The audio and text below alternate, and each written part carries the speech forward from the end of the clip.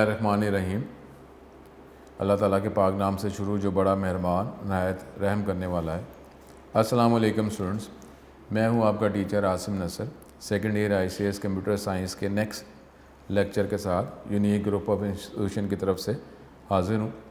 Student, आज जो है ये जिस तरीके से हमने चैप्टर 8 के अंदर बेसिक स्ट्रक्चर जो है वो कोशिश की कि आपको बार बार जो है थ्योरी में और कंप्यूटर सॉफ्टवेयर की मदद से आपको इम्प्लीमेंट करके बताया जाए ताकि आप बेटर इसके साथ अटैच हो जाएं। आज जो है एक और टॉपिक जो है, पहले हम ये वाइट बोर्ड पे इसको देखते हैं, मैं आपको करके बताता हूँ। ये बोर्ड के अंदर शॉर्ट क्वेश्चन जो हैं, मैंने आपको कहा हुआ है शॉर्ट क्वेश्चन जो हैं वो आते हैं कि कुछ लाइंस कोड लिखा होता है, उसमें से आपको एरर्स बताने होते हैं और कुछ लाइंस लिखी होती हैं जिसकी आपने आउटपुट बतानी होती है कि जब इसको एक्सिक्यूट किया गया तो क्या आउटपुट आई है।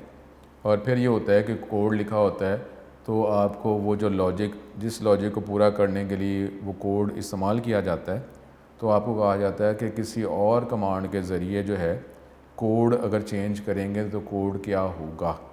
3 तरह के टॉपिक जो हैं शॉर्ट क्वेश्चन में आते हैं। एरर्स बताना, उसके बाद जो लाइंस हैं उसकी आउटपुट क्या है वो बताना, और फिर जो कोड है किसी एक कमांड को यूज़ करते हुए कोड को इम्प्लीमेंट किया गया लॉजिक को फॉलो करते हुए, तो अगर किसी और स्टेटमेंट के ज़रिए कमांड के ज़रिए जो है अगर ये कोड लिखा जाए तो क्या होगा, तो आपको कोड को एक किस्म का री राइट करना पड़ता है। तो 3 तरह के क्वेश्चंस होते हैं शॉर्ट क्वेश्चन में।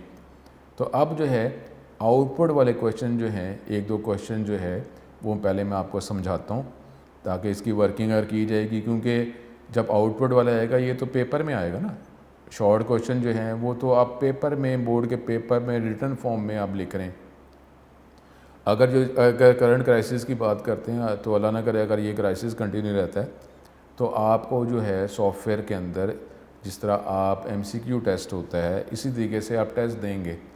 लेकिन अब उसमें क्या होता है कि अगर ये सेकेंड ईयर C लैंग्वेज के वाले से अगर क्वेश्चंस आते हैं जिसकी आपने आउटपुट बतानी है, अगर आपको कंप्यूटर पे भी करना पड़ रहा है तो ये ज़हन में रख लें कि उस कंप्यूटर के अंदर ये टर्बो C वर्जन 3 का सॉफ्टवेयर नहीं होगा, क्योंकि आपने जो है आपने तो आउटपुट बतानी है। ये थोड़ी है कि आपने सॉफ्टवेयर के अंदर वो कोड पुट कर दें और कोड पुट करके वो प्रोग्रामिंग जो है वो टूल को इस्तेमाल करें और वो जो एरर दी जा रहा है, बताई जा रहा है, वो आप लिख दें। तो उस कंप्यूटर पे जब आप टेस्ट देंगे तो ऐसे कोई टर्बो C वर्जन 3 का सॉफ्टवेयर उस कंप्यूटर पे इंस्टॉल नहीं होगा। और डेफिनेटली ये बातें बच्चों वाली नहीं कि जी वो आप कहेंगे सर इंटरनेट के ज़रिए हम इंस्टॉल कर लेंगे, ऐसा नहीं होता। पूरे कंप्यूटर की वर्किंग को कंट्रोल किया जा सकता है।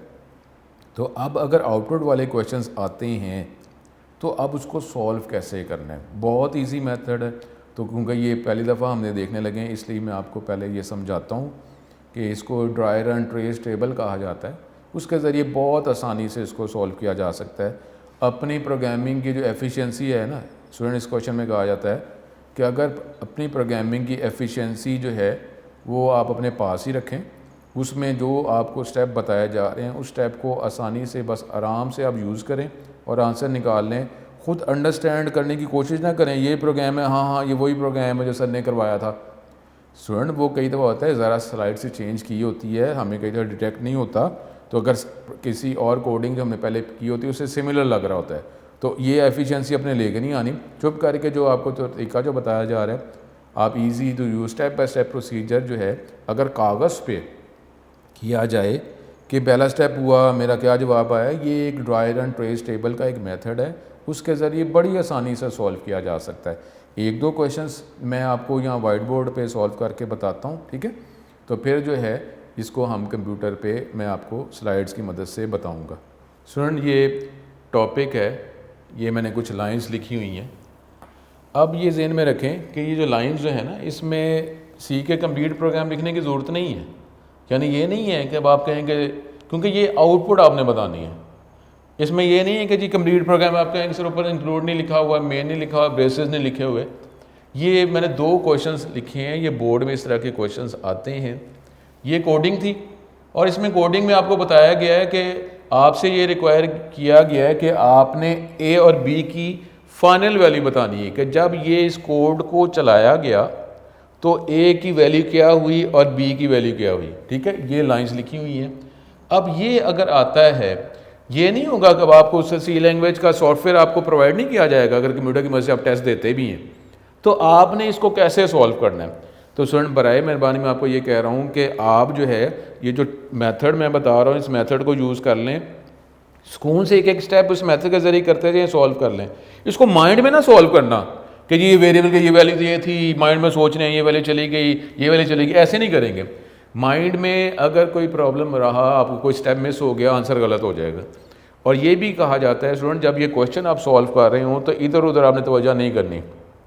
अगर आप टेस्टिंग किसी हॉल में बैठे हुए हैं, वहाँ पे टेस्ट अगर हो रहे हैं और भी स्टूडेंट्स हैं, तो जब ये टॉपिक आप कर रहे हो ना, तो ये टॉपिक करते हो इसी टॉपिक पे तवज्जो करें, इधर उधर तवज्जो नहीं करनी आपने। क्योंकि अगर आप स्टेप्स कर रहे हैं, कोई स्टेप आपने परफॉर्म कर लिया और आपने समझा मैंने परफॉर्म कर लिया लेकिन नहीं किया हुआ, तो आप किस पॉइंट पे थे, क्या स्टेप आप परफॉर्म कर रहे थे, माइंड में सोच रहे थे। तो इसलिए जो है ये टॉपिक जो इस पर पूरी तवज्जो आपने देनी है, अपनी एफिशिएंसी नहीं लेके आनी। जितनी मर्जी आपको प्रोग्रामिंग आती है आप इसको जज करें, सर ये तो बड़ा आसान सा क्वेश्चन है, मैं तो फ़ौरन माइंड में जज करके इसका आंसर बता दूंगा, ऐसे नहीं करना। और किसी प्रोग्राम की जो सिमिलैरिटी जो है, वो जो प्रोग्राम टीचर ने बताया, मैंने बताया, किसी बुक से आपको पता चला, तो उसके साथ मैच ना करना कि हाँ ये तो वो प्रोग्राम है जो हमने किया था, तो ये जवाब था, तो आप प्रोसेसिंग किए बगैर ही आंसर दे दें, ऐसा नहीं करना। ऐसे जो क्वेश्चंस होते हैं उसको सॉल्व करने का तरीका होता है, इसको ड्राई रन ट्रेस टेबल कहा जाता है। ड्राई रन का मतलब होता है विदाउट यूजिंग कंप्यूटर, पेपर की मदद से आंसर डिटेक्ट करना, इस प्रोसेस को ड्राई रन ट्रेस टेबल कहते हैं। बड़े सुकून से हो जाएगा, कोई परेशान होने की ज़रूरत नहीं। अब ये अगर ये जो एक प्रोग्राम है, ये क्वेश्चन है, इसको कैसे सॉल्व करना है, आपने देखना है इस प्रोग्राम के अंदर वेरिएबल्स कितने हैं, वेरिएबल कितने, उनका नाम कितने हैं, बस ये कौन सा मुश्किल है। पूरी लाइंस में आप देख लें कितने वेरिएबल यूज़ किए गए, 2 ही वेरिएबल है ना, एक ए और एक बी है। तो आप जो है अपने रफ वर्क में आपने ए और बी हेडिंग लगा लें, बस ए और बी हेडिंग लगा लें, बस कोई प्रॉब्लम नहीं। ए और बी हेडिंग लगा ली आपने, एक एक लाइन चलाते जाएंगे, तो जहाँ जहाँ जिस वेरिएबल के अंदर चेंज आ रहा है वो उसके नीचे लिखते जाएं, उसके नीचे लिखें, कोई प्रॉब्लम है। रिपीट कर रहा हूँ स्टूडेंट, एफिशिएंसी यूज़ नहीं करनी, जितने वेरिएबल हैं उतने वेरिएबल की हेडिंग लगाएं। ये रफ कर रहे हैं, कागज़ पे आप कर रहे हैं, ए और बी वेरिएबल है ना, तो ए और बी की आपने हेडिंग लगा ली। अब एक एक लाइन चलाएं। अगर आप टिक भी करना चाह रहे हैं तो टिक कर लें कि ठीक है ये लाइन एग्जीक्यूट होगी, पहले लाइन ये एग्जीक्यूट करेंगे ना। तो इस लाइन में क्या हुआ, ए के वेरिएबल में क्या स्टोर किया 12, तो आप इसके नीचे 12 लिख दें, इसके नीचे 12 लिख दें। अब ये b = 15 है, b के नीचे लिखते हैं 15, इस तरह कर लें। अब अगर आपने वर्किंग के लिए करना चाह रहे हैं, ठीक है जी ये लाइन एग्जीक्यूट होगी, लेकिन तवज्जो प्रोसेसिंग में इसी क्वेश्चन पे करें, इधर तवज्जो नहीं करनी, इधर उधर देखना नहीं है। ये लाइन है, अब ये लाइन में आपको मैथ और कंप्यूटर में थोड़ा सा फ़र्क है कि ये left hand side equal to right hand side नहीं होता, बल्कि ये राइट हैंड साइड जो भी एक्सप्रेशन है उसका जवाब जो है किसको मिल जाता है, लेफ्ट हैंड साइड को। इसका मतलब क्या होता है, पहले राइट हैंड साइड एवेल्युएट करते हैं, ए और बी की वैल्यू। अब देखें ए की वैल्यू क्या है 12 और बी की वैल्यू क्या है 15, इन दोनों को आपने ऐड करना है।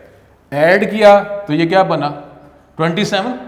अब 27 जो है पहले राइट हैंड साइड एवेल्युएट करेंगे ना, ए की वैल्यू, और अब जब भी आपने ए और बी की वैल्यू गेट करनी है, आपने इस टेबल में से देखनी है बस कि हाँ अभी ए की वैल्यू क्या है, अभी ए की वैल्यू 12 है, अभी ए की वैल्यू क्या है, अभी बी की वैल्यू 15 है।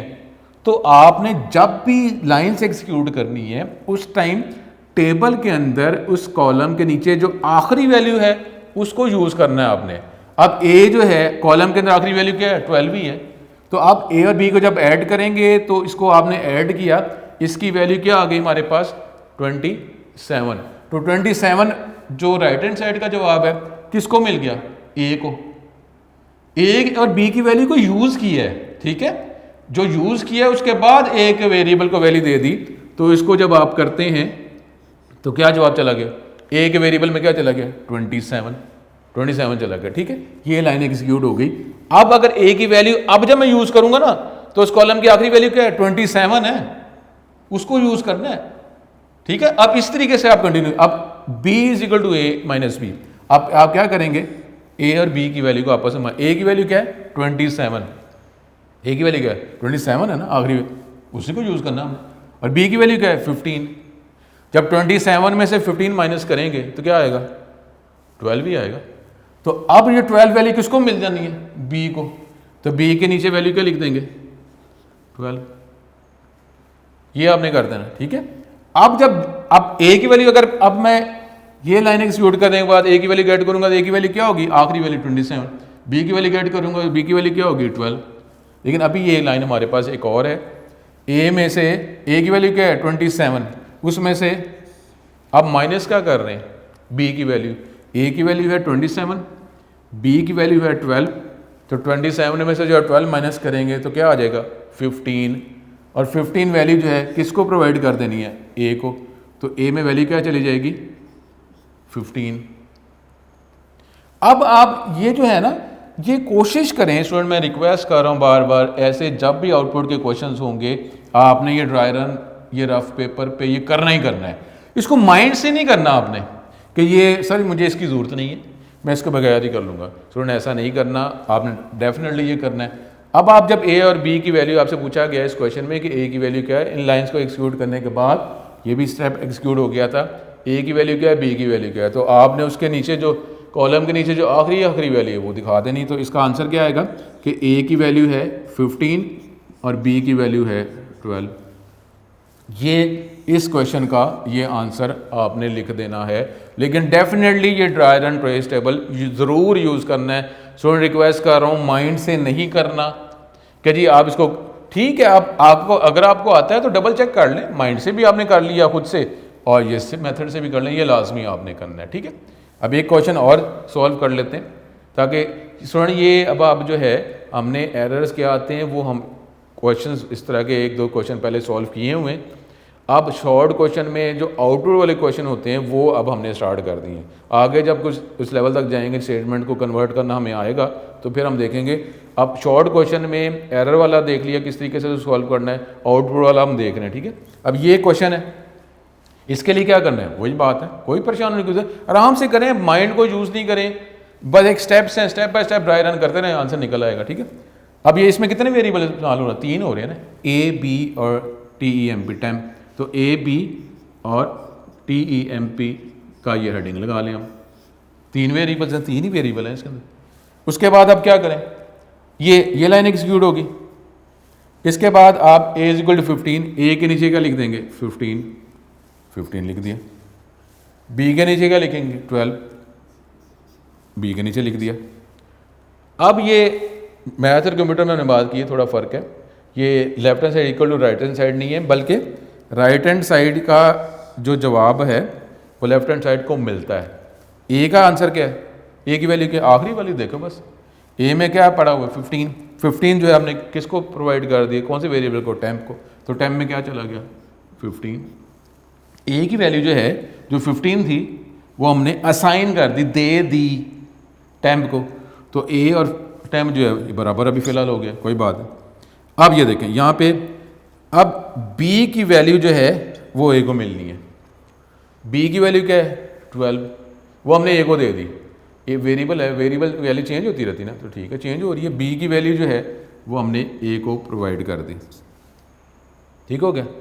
आखिरी हमारे पास क्या है, जो टेम्प की वैल्यू थी वो हमने बी को प्रोवाइड कर दी, टेम्प की वैल्यू जो क्या है 15 है ना, वो हमने किसको प्रोवाइड कर दी, बी को, तो ये 15।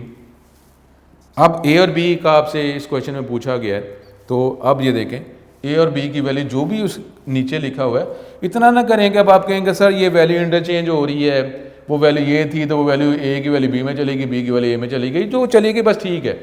जो भी आप तवज्जो ना करें, जो स्टेप्स हैं बस वो करते जाएं, रफ वर्क में उसको पुट करते जाएं, dry run trace table perform करते रहें, जो एंड पे जवाब होगा उसको कर दें। खुद से माइंड में ना लेके आएंगे ओहो ये वही प्रोग्राम, उसने ज़रा सा अगर बदला हुआ आप समझेंगे वही प्रोग्राम, उसके वाले से आंसर देंगे, आंसर गलत हो जाएगा। तो इसलिए ज़्यादा इस पर तवज्जो नहीं करनी थी कि क्या इसका लॉजिक है स्टेटमेंट का, जो वो उसने कहा है उसके हवाले से बस आप वर्किंग करें। अब ये इसका जवाब क्या होगा कि ए की वैल्यू हमारे पास 12 होगी और बी की वैल्यू 15 होगी, तो ये हम पुट करेंगे तो ये हमारे इस क्वेश्चन का आंसर आ जाएगा। तो स्टूडेंट मैं फिर रिपीट करता हूँ इसको टॉपिक को कि ये हमने शॉर्ट क्वेश्चन में दूसरे स्टाइल का क्वेश्चन किया है कि जब आउटपुट आता है तो आउटपुट के लिए जो कोडिंग होती है, जितने वेरिएबल होते हैं वो ड्राई रन टेस्ट टेबल में उसकी हेडिंग लगाते हैं, एक एक स्टेटमेंट एग्जीक्यूट करते रहते हैं, उसका इफेक्ट उन वेरिएबल्स में क्या होता है उस कॉलम के नीचे नीचे लिखते जाते हैं। जो वर्किंग होती है स्टेप बाय स्टेप करते हैं। अगर आप इसको टिक कर दें कि ठीक है ये स्टेटमेंट मैंने लाइन एग्जीक्यूट कर दी है, उसके बाद जो पूछा जा रहा है कि जी ए की वैल्यू दिखानी है, बी की वैल्यू दिखानी है, तो आखिरी उस कॉलम के नीचे जो आखिरी वैल्यू होगी वो आप दिखा दें कि वो आपका आंसर आ जाएगा। तो ये कोई इतना मुश्किल क्वेश्चन नहीं है, कोई टॉपिक मुश्किल नहीं है, लेकिन रिक्वेस्ट सिर्फ ये है स्टूडेंट के मार्क्स उस टाइम करते हैं कि जब वो ड्राई रन नहीं कहते कि सर ये ज़रा सा काम है, इसके लिए क्या मैं रफ वर्क करता रहूँ कि ठीक है ये मैं माइंड से कर लेता हूँ, तो उसका मसला पड़ता है। अगर ज़रा सी लाइन में कोई चेंज आ गई तो आप समझते थे वही प्रोग्राम है, आपने उसके हवाले से आपने माइंड से खुद ही सॉल्व करके पहले सॉल्व करके बैठे हुए हैं, आंसर कुछ और था, आपने कुछ और निकाल लिया। तो ये स्टूडेंट जो है ये था हमारे पास, ये आउटपुट में देखा था। अब जो है ये मज़ीद जो है आगे लेक्चर को लेके जाते हैं। स्टूडेंट हमने ये शॉर्ट क्वेश्चंस के हवाले से आउटपुट में जो क्वेश्चंस आते हैं उसको सॉल्व किया, और ये आगे वर्किंग में भी मैं आपको बताता रहूँगा और इस स्लाइड्स में भी ये चीज़ दोबारा आ जाएगी। तो लेकिन ये क्योंकि वो नया टॉपिक था तो इस हवाले से मैंने पहले आपको वाइट बोर्ड पे बताया। अब हम टॉपिक अपने कंटिन्यू करते हैं। ये सबसे पहले तो वही लिंक है जो आपकी तरफ से बार बार क्वेश्चंस आ रहे हैं, लेकिन स्टूडेंट जो है ये लिंक जो है अब इसको आप डेफिनेटली नोट कर लें और अपने पास जो है किसी पेपर पे नोट कर लें। और नॉर्मली इंस्टॉल जब हो जाता है, इंस्टॉल के बाद हम उसकी वर्किंग करते रहते हैं, उसके बाद हमने बार बार इंस्टॉल तो नहीं करते ना, तो ये जो है इसको डेफिनेटली इंस्टॉल कर लें और इसको नोट कर लें। अब जो है जो हम एरर्स देख रहे थे, ये क्वेश्चन जो हमने पहले जो कैरेक्टर टाइप जब वेरिएबल बनाया था, तो ये उससे रिलेटेड जो है कोशिश की जा रही है कि साथ साथ जो टॉपिक हैं तो शॉर्ट क्वेश्चंस भी जो हैं जो बोर्ड में आते हैं तो वो आपको साथ साथ उसका भी नॉलेज दे दिया जाए। अब सपोज ये हमारे पास एक प्रोग्राम है, अब प्रोग्राम के अंदर इस शॉर्ट क्वेश्चन में ये पूछा गया आपसे कि एरर्स क्या हैं, ठीक है। तो स्टूडेंट मैं वही आपको बार बार बात बता रहा हूँ कि जो लाइंस लिखी होती हैं उसी में से एरर्स बताने होते हैं। ये नहीं आपने करना है कि सर अब इसमें ऊपर इंक्लूड लिखा ही नहीं हुआ तो ये एरर है, ठीक है, तो ऐसा नहीं है। जो लाइंस लिखी हुई हैं उसमें जो एरर्स हैं वो आपने बताने हैं, ठीक है। अब अगर यहाँ पे अगर आप देखते हैं तो ये कैरेक्टर टाइप आप वेरिएबल बना रहे हैं, तो कैरेक्टर टाइप वेरिएबल जब बनाते हैं तो उसमें वैल्यू आप किस में लिखते हैं, उसकी वैल्यू सिंगल कोट में लिखते हैं ना। लॉजिकली तो हम यही बात करेंगे, वो अलग बात है कि वो मैनेज कर ले, लेकिन हम जो असल बात है उसी को कंसिडर करेंगे। अब इसमें एरर्स क्या आ रहे हैं, अब तीसरी लाइन 1 to 3rd लाइन पे अगर आप देखें यहाँ पे वेरिएबल के नाम क्या रखे हैं, CH और CH2। अब आप देख लें कुछ भी आप कर सकते हैं कि CH को आपने अगर कंसिडर कर लिया तो अब आप कहेंगे सर CH जो है वेरिएबल बनाया है, CH2 बनाया है, तो CH2 में तो आप वैल्यू रखवा रहे हैं, वो सही है या गलत है जैसे भी उसको बाद में देखेंगे, लेकिन यहाँ पे CH1 के नाम से तो वेरिएबल नहीं बनाया। या अब आप क्या करेंगे, CH इसको अगर कंसिडर कर लेते हैं वो कर लें तो फिर आप नीचे CH1 की जगह CH करेंगे, तो ये आप किसी तरीके से इसको सॉल्व कर सकते हैं। या अगर आप लॉजिकली देखेंगे सर अगर आप वेरिएबल बना रहे हैं तो CH1 और CH2 होना चाहिए, ठीक है, तो उसके वाले से भी आप चाहे तो CH इधर का रहने दें और ये CH1 जो है इसकी जगह CH और आगे जो मिस्टेक है उसको हम देखते हैं तो वो कर दें। या फिर आप ये कहेंगे ये CH है इसकी जगह आप CH1 करें, ठीक है। तो यहाँ पे वो लिखा हुआ है कि तीसरी लाइन पे 1 to 3rd लाइन पे variable name CH must be change to CH1, इसको CH1 में चेंज करें। एरर्स बता रहा है, ठीक है, ये करेक्ट स्टेटमेंट ये एक्स्ट्रा हो रहा है, वो आपने प्रोग्राम ये ठीक करके नहीं बताना होता, उसको कहता है कि एरर बताएं, तो यहाँ पे ये तो एक्स्ट्रा करके वो स्टेटमेंट को ठीक करके बताया जा रहा है। अदरवाइज जो है सिर्फ आपसे एरर का पूछा है कि एरर बताएं, ठीक है, तो एरर आपने ये बता दिया कि ये तीसरी लाइन के अंदर CH की जगह CH1 करना था, तो करेक्ट स्टेटमेंट एक्स्ट्रा बता रहा है कि ये करेक्टर CH1, CH2 कर दें, लेकिन इसमें पहला पोर्शन वो रिक्वायर है कि एरर बताना, तो एरर आपने बता दिया। उसके बाद 4th लाइन में देखें हमने क्या बात की है कि लॉजिकली जब हम कैरेक्टर टाइप वेरिएबल बनाते हैं तो उसकी वैल्यू किस में स्टोर करते हैं, सिंगल कोट में। तो ये CH1 जो है इसको आपने इसकी वैल्यू क्या स्टोर की है, 2, ये तो न्यूमेरिक है, तो हमने तो इसको कैरेक्टर टाइप वैल्यू रखवानी है ना, तो उसमें क्या होगा कि ये 2 जो है ये 2 को आप सिंगल कोट में लिखेंगे। In the 4th line 2 must be written within single quote. अब ये एक्स्ट्रा बताया जाता है, करेक्ट स्टेटमेंट क्या होगी, CH1 इज इक्वल टू ये 2 और सिंगल कोट में, ठीक है। डायरेक्शन की बात जो है वो हम इसको कह रहे हैं कि उस तरह लिखें या उस तरह लिखें, कोई मसला नहीं होता। ये हमने कर लिया। उसके बाद अगर आप देखें कि एक एरर क्या है कि हर लाइन के एंड पे टर्मिनेटर क्या होता है, स्टेटमेंट के एंड पे टर्मिनेटर क्या होता है, सेमीकोलन। तो ये सेमीकोलन इधर भी लगा है, इधर भी लगा है, लेकिन ये इस लाइन पे आपने कोलन लगाया है, सेमीकोलन नहीं लगा हुआ, तो ये इसको आप चेंज करेंगे। तो इसका आप फिर इन द फिफ्थ लाइन जो कोलन जो है उसको आप रिप्लेस करेंगे विद स्टेटमेंट टर्मिनेटर, सेमीकोलन लगाना है, कोलन नहीं लगाना, सेमीकोलन लगाना है।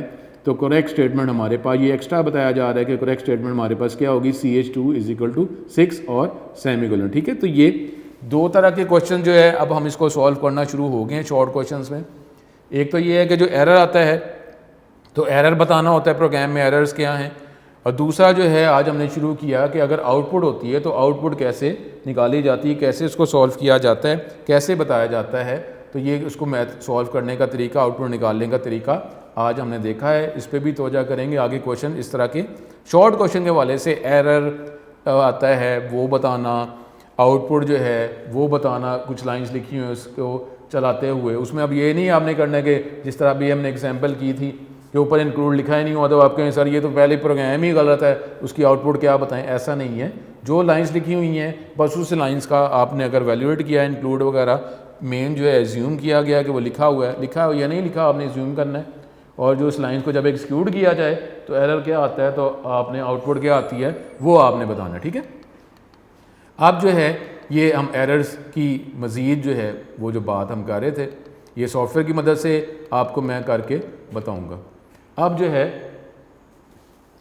जो है नेक्स्ट जो है हमारे पास जो है वो अब हम टॉपिक स्टार्ट करते हैं, वो अब है ऑपरेटर्स। ऑपरेटर किसे कहा जाता है और डिफरेंट टाइप्स ऑफ ऑपरेटर्स जो हैं वो अब हम देखेंगे। ऑपरेटर क्या होता है जी, असल में सिंबल ही है, जो कीबोर्ड से कोई भी हम जो कोई की प्रेस करते हैं, बटन प्रेस करते हैं, सिंबल ही है जो कंपाइलर को ये बताता है कि क्या काम किया जाएगा। अगला topic, an operator is a symbol that causes the compiler to take an action. Compiler को ये बताता है कि क्या एक्शन उसने लेना है। सिंबल की जो वर्किंग होगी, जो उसकी फंक्शनैलिटी होगी, उसके हवाले से कंपाइलर काम करेगा। Operators are the symbol that are use to perform certain operation on data. ये सिंबल्स ही हैं जो डाटा जो हम यूज़ करते हैं, डाटा पे कुछ काम ये ऑपरेटर की मदद से किया जाएगा। जो उसकी फंक्शनैलिटी होगी वो डाटा जो साथ लिखा जाएगा ऑपरेटर के साथ, उस पर वो फंक्शनैलिटी परफॉर्म की जाएगी और आंसर कैलकुलेट एवेल्यूएट आगे उसको सिस्टम का पार्ट बनाया जाएगा। Operators are use with operands. Operator जो हैं सिंबल्स हैं, जैसा प्लस है वैसे अगर समझाने के लिए इसको ऑपरेंड्स के साथ इस्तेमाल किया जाता है। अब ऑपरेंड जो हैं या तो कॉन्स्टेंट होते हैं या वेरिएबल होते हैं जिस पर आप कोई प्रोसेसिंग करते हैं।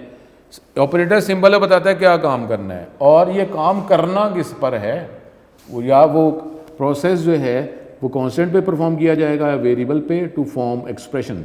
तो operators that need only one data item to operate. अगर ऑपरेटर जो है जिसको एक ऑपरेंड रिक्वायर है, एक डाटा आइटम रिक्वायर है, उस ऑपरेटर को हम कहेंगे यूनरी ऑपरेटर।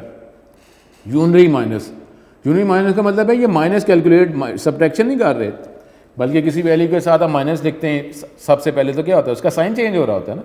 तो साइन चेंज करने के लिए आप एक वेरिएबल का नाम लिखते हैं ना, ठीक है। या अगर आप कांस्टेंट की बात भी करें तो उससे पहले माइनस लगाते हैं तो उसका साइन चेंज होता है। इसके लिए दो तो आप डाटा आइटम नहीं बताते ना, दो ऑपरेंड्स तो नहीं बताते। तो इसको यूनरी माइनस, इस तरीके से लॉजिकल नॉट जो है ये आगे हम पढ़ेंगे, ये भी यूनरी ऑपरेटर है।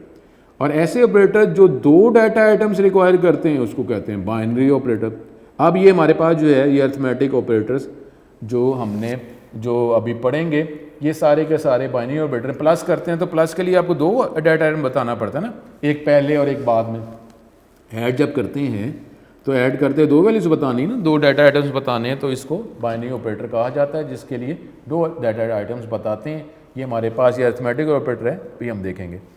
The operator that operate on 3 data items, जिसके ऑपरेट करने के लिए, चलाने के लिए 3 डाटा आइटम्स बताने पड़ते हैं, उसको कहते हैं टर्नरी। ये आगे भी आएगा, यूनरी, बाइनरी, टर्नरी ऑपरेटर, ये हम देखेंगे। ये हम कुछ देर के बाद ही ये हम ये टॉपिक पढ़ेंगे, कंडीशनल ऑपरेटर, ठीक है। वो इस चैप्टर में नहीं है।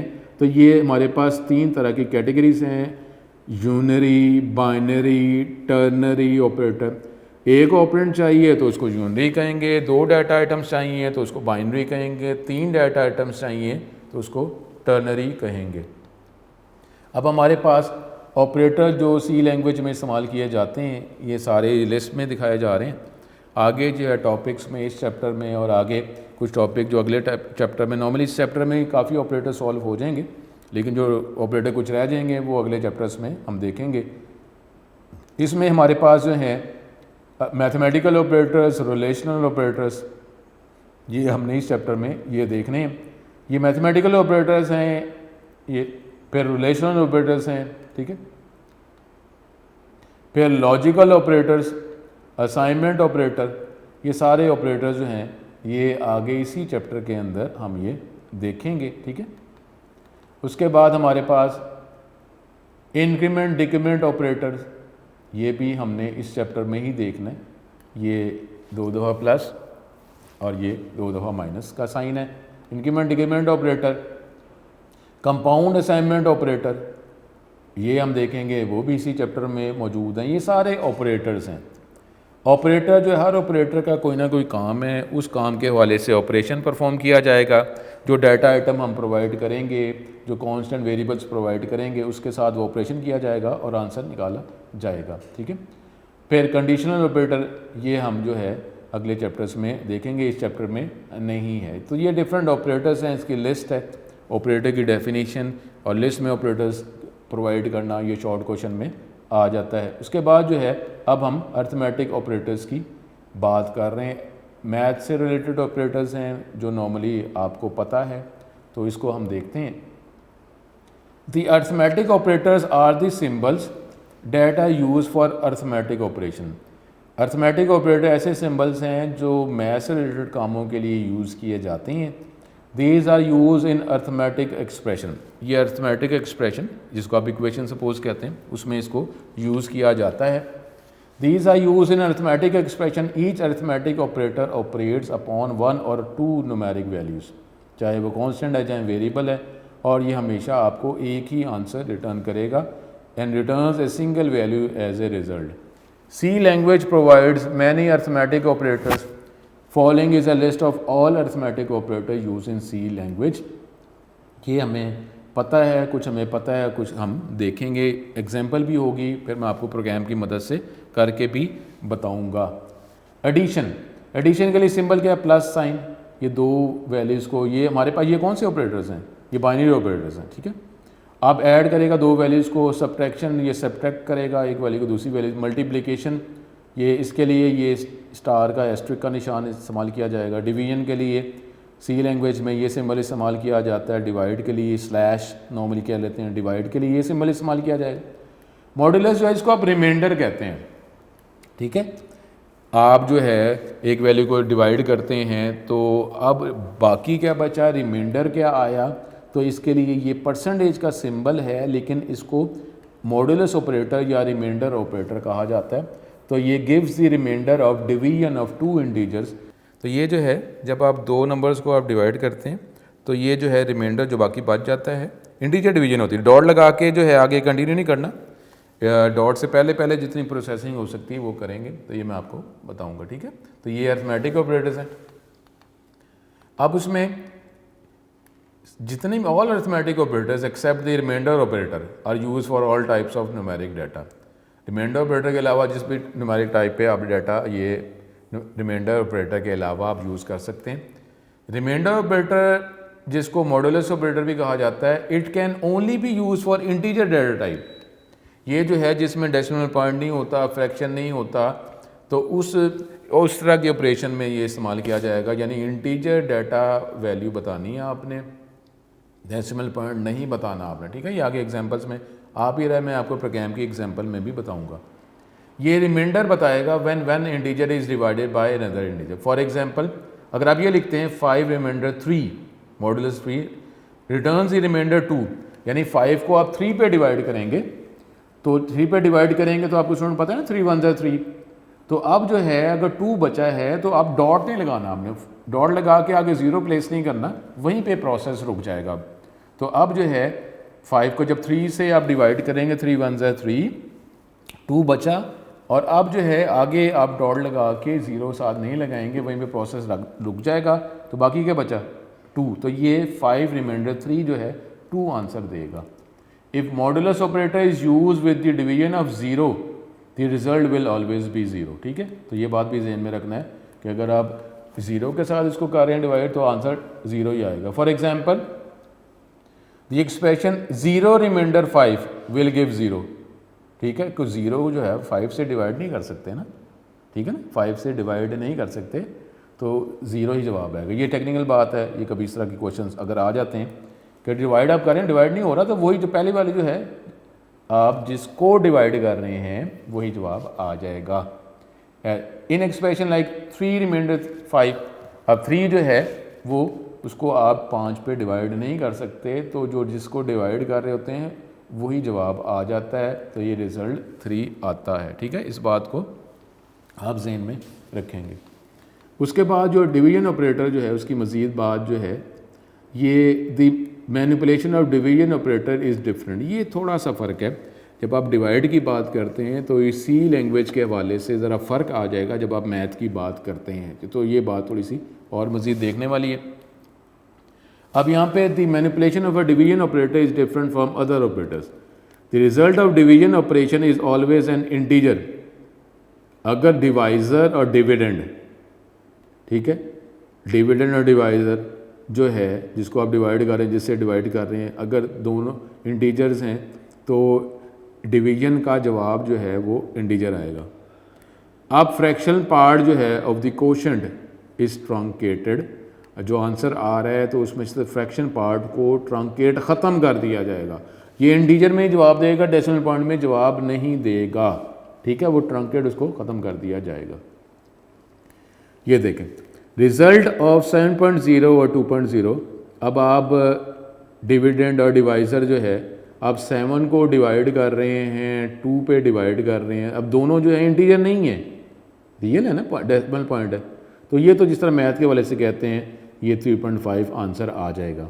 लेकिन जब आप 7 को 2 से डिवाइड कर रहे हैं, 7 जो है उसको 2 से डिवाइड कर रहे हैं, दोनों क्या है, इंटीजर है ना, डेसिमल पॉइंट तो नहीं है ना इसमें, तो अब जो है ये इस तरह नहीं होगा कि 7 को आप 2 से डिवाइड कर रहे हैं तो अब आप जो है 2 3 ज़ा 6, अब ये डिवाइड की बात हो रही है, रिमाइंडर की बात नहीं हो रही, तो 2 3 ज़ा 6, 1 बच गया। लेकिन अब जो है आंसर 3 आएगा, 3.5 डॉट नहीं लगेगा, इंटीजर डिवीजन है ये, क्योंकि दोनों जो वैल्यू डाटा आइटम्स हैं वो इंटीजर हैं। तो ये ज़रा सीन में रख लें कि अगर ये हमारे पास रियल है, डेसिमल पॉइंट है, तो जो मैथ के वाले से जो आंसर आता है वो आ जाएगा। लेकिन अगर दोनों इंटीजर्स हैं तो फिर ये जो है ये सी लैंग्वेज के अंदर 3 आएगा, 3.5 जवाब नहीं आएगा। Floating point number must be use to get the accurate result of a division operator. तो फ्लोटिंग पॉइंट जो नंबर आपको बताना पड़ता है, अगर आप एग्जैक्ट डिवीजन का आंसर एग्जैक्ट आप रिक्वायर करते हैं तो फिर आपको यही बताना पड़ता है। ठीक है, कि आप फ्लोटिंग पॉइंट बताएं। अब जो एक प्रोग्राम है, इस प्रोग्राम को हम देखते हैं कि ये आपको अरिथमेटिक ऑपरेटर को ये समझाने के लिए बताया गया। अब आप ये प्रोग्राम हमें पता चल गए हुए, ठीक है, तो अब इसको इसको अभी मैं एक्सप्लेन करता हूँ और फिर इसको हम ये सॉफ्टवेयर की मदद से भी करेंगे। ठीक है, अब यहाँ पे अगर आप ये देखते हैं कि ये आपने वेरिएबल बनाए, 2 वेरिएबल बनाए, एक में वेरिएबल 10 रख दिया, वैल्यू 10 5, और अब ये आपको पता है प्रिंटफ जो है हम थोड़ा सा एक्सपेंड करते जा रहे हैं कि ये जो है अब a + b, क्योंकि 2 पार्ट्स हैं ना, कॉमा लगाया हुआ है ना, 2 पार्ट्स हैं, तो ये पहले पार्ट, ये सेकंड पार्ट एवेल्यूएट किया जाएगा, सेकंड पैरामीटर। a + b का जवाब क्या है 15। अब 15 जो जवाब है किसी की जगह रिप्लेस हो जाएगा, परसेंटेज d की जगह। ठीक है ना, आप किस फॉर्म में कह रहे हैं, डेसिमल फॉर्म में, इंटीजर फॉर्म में कह रहे हैं, a + b का जवाब 15 है, वो इस जगह पे रिप्लेस हो जाएगा। कंपाइलर जब प्रिंटफ को प्रिंट करेगा तो ये क्या करेगा, पहले a + b = जवाब आ जाएगा, और ये a + b का जवाब इधर आएगा 15, तो a + b = 15 ये जवाब आ जाएगा। बैकस्लैश n किस लिए होता है, ये अगला प्रिंटफ जो है अगली लाइन पे प्रिंट करे मैसेज, इसलिए होता है। इसी तरीके से a - b, इसका आंसर जो है इस % d की जगह आ जाएगा, a - b 7 आ जाएगा। मल्टीप्लाई करेंगे इसका जवाब इधर आ जाएगा, a मल्टीप्लाई b 7 आ जाएगा, डिवाइडेड बाई b इधर आ जाएगा। अब ये यहाँ पे एक और बात जो है, ये असल में जब आप परसेंटेज का निशान डालना चाह रहे हैं स्टूडेंट, लेकिन परसेंटेज का निशान ये स्पेशल करैक्टर है, डबल कोट में यूज़ किया जाता है, जिस तरह ये परसेंटेज है, ये क्या समझता है फॉर्मेट स्पेसिफायर बता रहे हैं। तो अगर आप सिर्फ सिंगल परसेंटेज लिखेंगे वो क्या समझेगा, परसेंटेज बी। अब परसेंट बी जो है क्या फॉर्मेट स्पेसिफायर है या नहीं है, तो इसलिए हमने परसेंटेज का सिंबल ही लगाना है। तो फिर हमें 2 दफ़ा परसेंटेज लिखेंगे, ये रिटर्न में एक परसेंटेज का सिंबल लगाएगा, ठीक है, क्योंकि ये परसेंटेज जो है ये स्पेशल होता है, इसके साथ वो कोई ना कोई फॉर्मेट समझ रहा होता है। तो ये फॉर्मेट नहीं है तो ये लॉजिकल एरर बनेगा, इसलिए हम 2 परसेंटेज का निशान लगा रहे हैं। ये सिर्फ ये यहाँ पे नहीं है a plus b, a minus b, a multiply b, a divide, तो यहाँ पे नज़र आ जाए a रिमाइंडर बी, इसलिए हमने 2 दफ़ा लिखा, आंसर में 1 दफ़ा ही आएगा। मैसेज आया और साथ a को जब आप रिमाइंडर ऑपरेटर b के साथ कर रहे हैं तो क्या जवाब आएगा। तो ये प्रोग्राम, इसकी वर्किंग जो है ये मैं आपको जो नेक्स्ट लेक्चर जो होगा उस नेक्स्ट लेक्चर में करूँगा कंप्लीट, ठीक है। ये जो है नेक्स्ट लेक्चर में यहीं से वर्किंग हम स्टार्ट करेंगे, मैं आप सॉफ्टवेयर की मदद से करके बताऊँगा। दोबारा मुलाकात होगी। अस्सलाम वालेकुम।